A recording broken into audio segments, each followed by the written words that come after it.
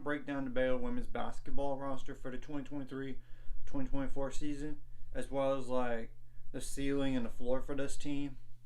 Well, first of all, the team has only like technically one true center, and that's Vasco. But don't get it wrong, because Madison Barley could play that position, and same thing goes for Kyle Abraham. Letty is number 25. Vasco Lones is a 6'7" freshman. Yeah, and Madison Barley is a senior, and she could technically come back for one more year after this year. 6'3" forward. Number 3. Kyle Abraham, of course, number 12. 6'3" sophomore. Yeah. And Dre Una Edwards, aka Dre Edwards. She's a forward, like 6 foot forward. That's a grad senior, and this is her only year of eligibility. So though there are like 3 players that could play guard / forward, so might as well start that. Darren Little's Paige Buggs, 6'1" guard / forward at number 5. That's a sophomore. Bella Fauntleroy, 6 foot guard / forward, number 22. Asia Blackwell, 5'11" guard / forward. That's a grad senior. Though she technically could have a redshirt year potentially if she does potentially come back, because look, she played less than 100 minutes last year, so there's that possibility. But we'll have to wait and see down the line, of course. Now, as for the true guards out there, that's Danae Fritz, number 1, 5'11" guard. That's a sophomore. Remember, she got hurt her first year at Iowa State, then played the majority of the year last year, and played all the games last year, and she started a lot. So then there's Yaya Felder, number 2, 5'8" guard. That's a junior. Then Jen Van Ginebee, number 4, 5'7" guard. That's a senior. Though she has one more year due to COVID. We'll have to wait and see if she's going to use it at Baylor or elsewhere, or not play any more basketball. We'll have to wait and see. There's Jada Walker, number 11, 5'7" guard. That's a junior. She's a transfer from Kentucky. Of course, Yaya is from Ohio. Then Danae Fritz is from Iowa State, as we all know. And of course, there's Sarah Andrews, number 24, 5'6" guard. That's a senior. But she does have one more year of eligibility due to COVID. And there's Kyrene Ferreira, number 30, 6 foot guard. That's a senior. So I will say this about the roster right now. Sarah Andrews is the only player that has been at Baylor more than a year at the program, if you don't know that already. Of course, Madison Barley, she's a transfer from Belmont. Of course, we know. So, yeah. So, overall, it is a 1, 2, 3, 4, 7, 13 player roster, and they're a really deep team this year. In the starting 5, there's so many options for the starting 5. First of all, Sarah Andrews and Jada Walker have to start. They have to, and I would think Asia Blackwell could start. Dre Edwards as well. Then it's kind of interesting because he could go Darren Paige Buggs or Madison Bartley. Though, it's not even mentioning Danae Fritz as a possible option as a starter. So they really have, Darren or Madison, that's 1. Of course. And Danae, and it's not even, and Yaya Felder, of course. So there's literally 3 players, other players that could very well start, besides the original 5. And maybe it's going to be dependent on the matchup, per se, for the game. I don't know how they're going to do it. Of course, Belle Fauntleroy, she started some last year, too. So she's a capable. So that's 4. So, yeah. They're really, I would say that for sure the top 10 players in the rotation are, in no particular order, Danae Fritz, Yaya Felder, Madison Barley, Paige Buggs, Jada Walker, Bella Fauntleroy, of course, Sarah Andrews, Asia Blackwell, and Dre Edwards. So,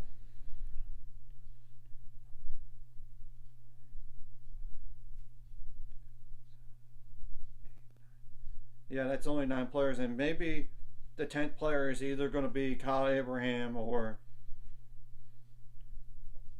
Lenny Vasco. So it's really it's a good problem to have, honestly.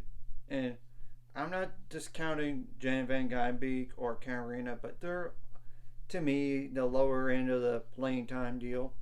So it's going to be an interesting battle between Letty and Kyla for that backup role for Madison Bartley. I mean, that's the truth in all this. So, yeah.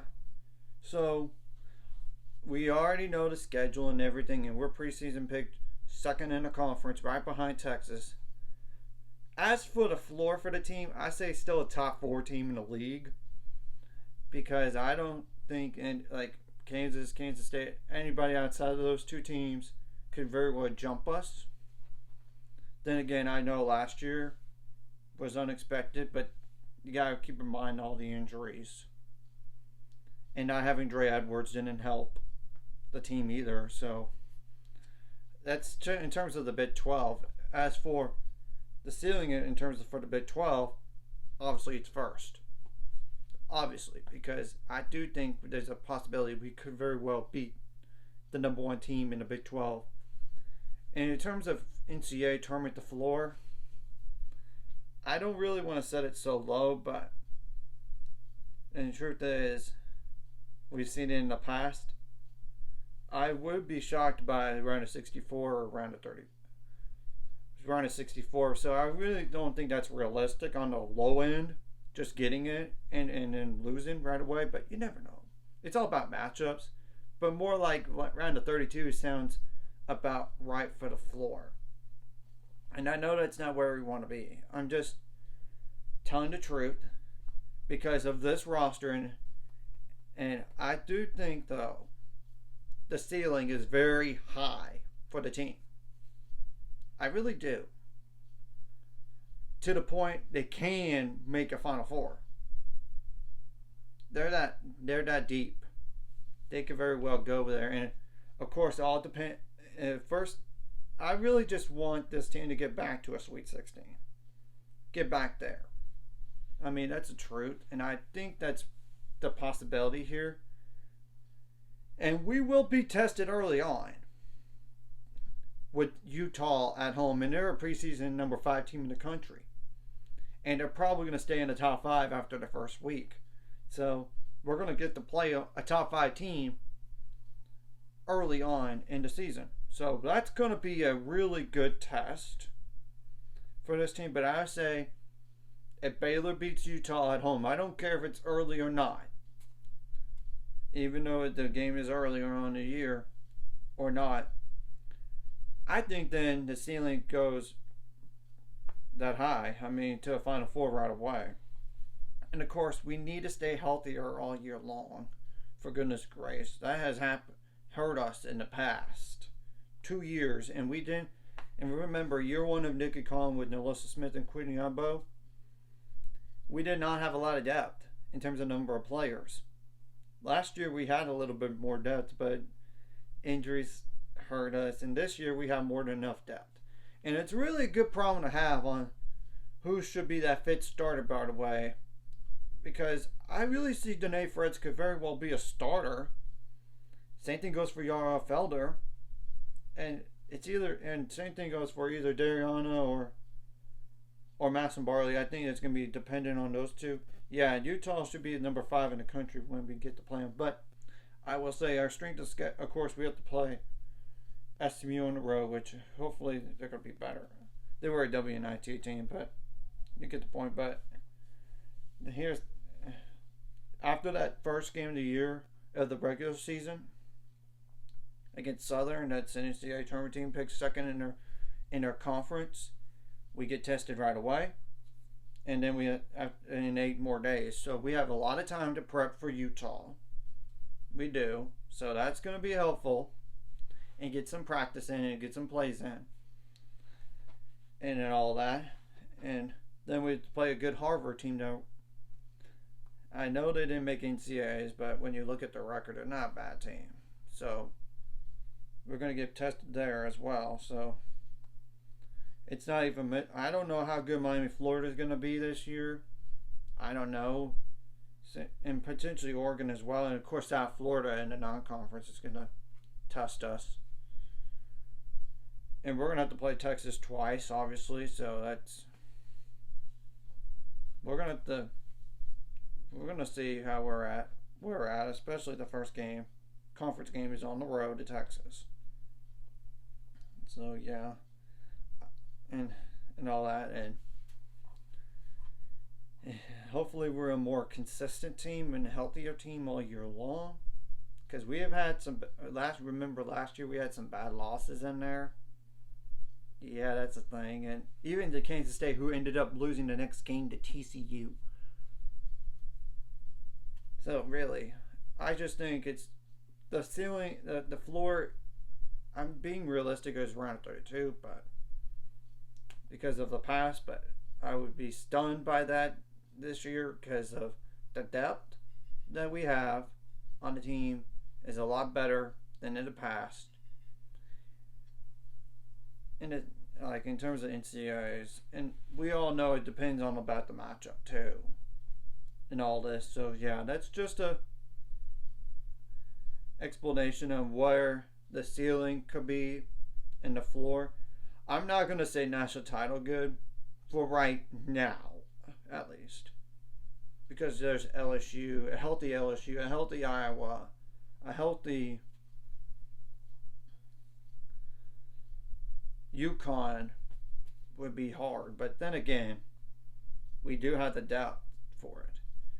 And not only that, maybe if we beat Utah, maybe the ceiling goes to potentially national title, but I don't know, because Utah, to me, is about almost the same level as those three teams, like I mentioned in the preseason polls.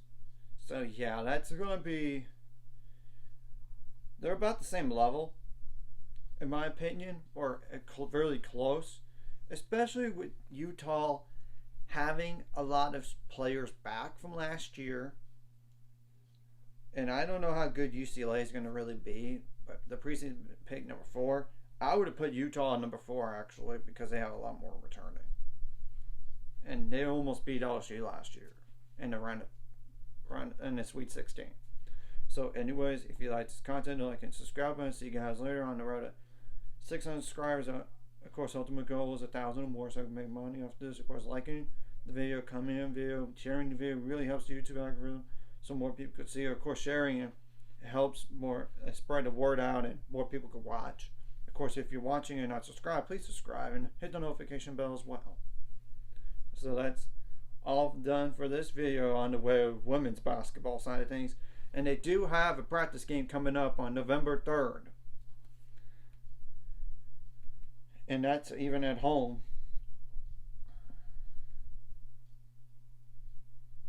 And I believe that it is against Hardin Simmons, but I'm going to double check that real fast.